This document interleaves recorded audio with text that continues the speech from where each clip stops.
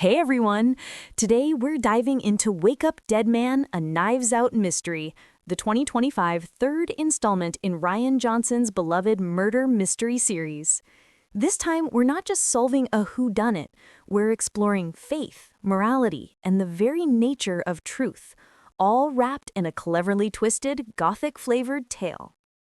If you're a fan of Daniel Craig's master detective Benoit Blanc, rest assured, he's back. But this time the spotlight isn't entirely on him. The film takes us somewhere different, darker, and surprisingly emotional. So buckle up. We're going through the full story, characters, and secrets of Chimney Rock, all the way to the shocking conclusion. Spoiler warning ahead. The story begins with Father Jud Duplenticy, played by Josh O'Connor, a young priest with a complicated past. Jud wasn't always a man of faith. He's a former boxer who once lived a life of violence. But after a transformative moment, he's embraced Christianity wholeheartedly, hoping to make amends for his past through compassion and service. Bishop Langstrom assigns him to Chimney Rock, a small town whose spiritual life is slowly dying under the thumb of Monsignor Jefferson Wicks, portrayed by Josh Brolin. Wicks is a charismatic yet tyrannical figure who controls his congregation with intimidation, manipulation, and fear. While the parishioners outwardly follow him, each carries their own private motivations, vulnerabilities, and secrets. Jud arrives with idealism and determination, eager to heal and guide, but he quickly realizes he's in a spiritual tug-of-war. Wicks sees him as a threat. To Jud, the challenge isn't just about sermons, it's about untangling the corruption Wicks has sown among his parishioners. Chimney Rock's congregation is a fascinating ensemble. Dr. Nat Sharp, Jeremy Renner, is a grieving, alcoholic physician struggling with the dissolution of his marriage. Lee Ross, a burned-out sci-fi author, clings to Wicks' ideology as a way to find inspiration for his work.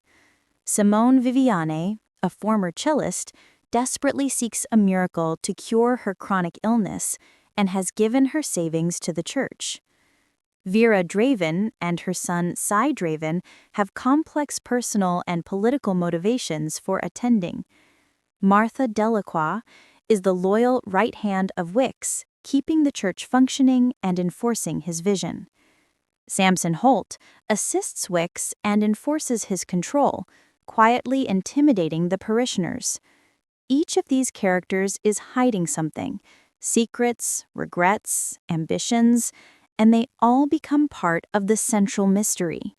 The tension between Wicks's oppressive control and Duplenticy's compassionate guidance sets the stage for a story that is as much about faith as it is about a murder mystery. The tension reaches a breaking point when Wicks is mysteriously killed inside a locked room after a Good Friday sermon. The crime seems impossible. He vanished for just a few moments, then was found dead in a sealed space. Immediately, suspicion falls on Father Duplenticy.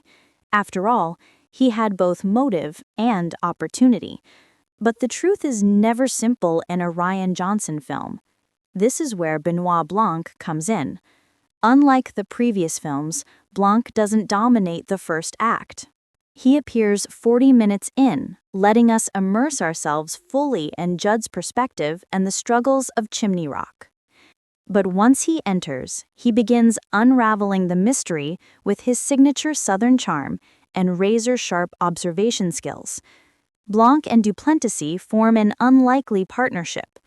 One is a man of logic and skepticism, the other a man of faith and compassion.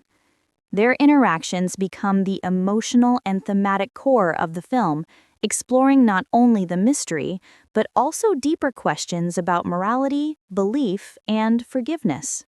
What sets Wake Up Dead Man apart from the previous films is its focus on faith. The movie isn't just about uncovering the murderer, it's about examining how belief shapes human behavior. Duplenticy genuinely wants to help the congregation, while Wicks exploits their faith for personal gain and ideological influence. The film explores this through layered storytelling. When Duplessis helps a distressed parishioner mid-investigation, it shows the power of empathy over efficiency. Blanc, an atheist, constantly questions the morality of the church's actions and challenges Judd to justify his faith through action, not just words. Their relationship demonstrates that even opposing worldviews can coexist with mutual respect.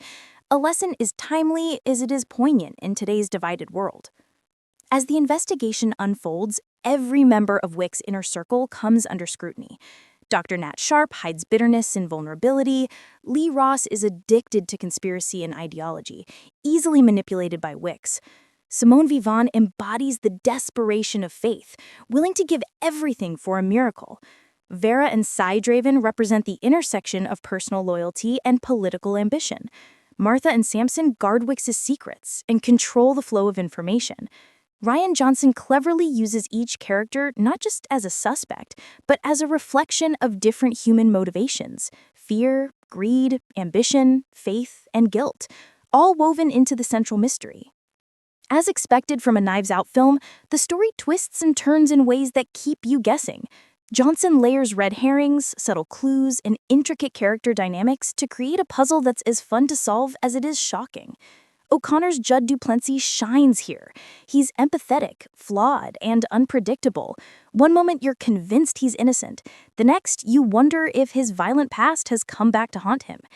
Daniel Craig's Blanc adds levity, wit, and deductive brilliance, highlighting the contrast between faith and reason in a way that feels fresh and thoughtful. The film's climax is as much emotional as it is procedural. Without spoiling the final reveal, suffice it to say that the resolution ties together the murder, the congregation's secrets, and Duplessis' personal journey. It's clever, layered, and surprisingly moving, reflecting the film's willingness to explore themes larger than a simple whodunit. Josh O'Connor leads the film with charisma and depth, carrying the narrative while holding his own against Hollywood veterans. Daniel Craig delivers a delightfully playful Blanc, showing that he still enjoys every twist and turn of the investigation. Josh Brolin is the perfect antagonist, menacing, manipulative, and magnetic.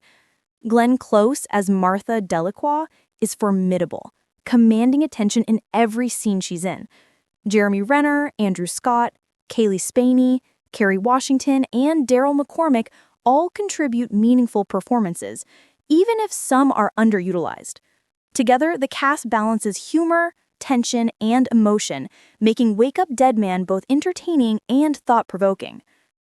Rian Johnson leans into a gothic aesthetic this time, with Steve Yedlin's cinematography creating hauntingly beautiful visuals.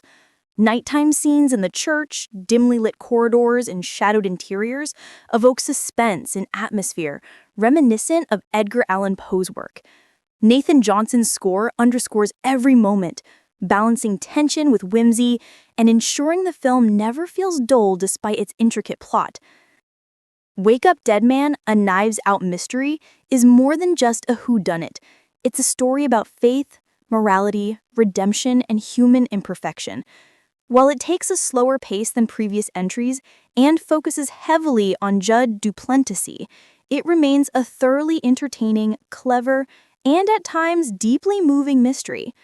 Rian Johnson proves that even after two successful predecessors, there's still room to innovate within the Knives Out world. For fans of the series or anyone who loves intelligent, character-driven mysteries, this film is a must-watch. Just remember to pay attention, because every glance, gesture, and confession could be a clue. And that's the full story of Wake Up Dead Man.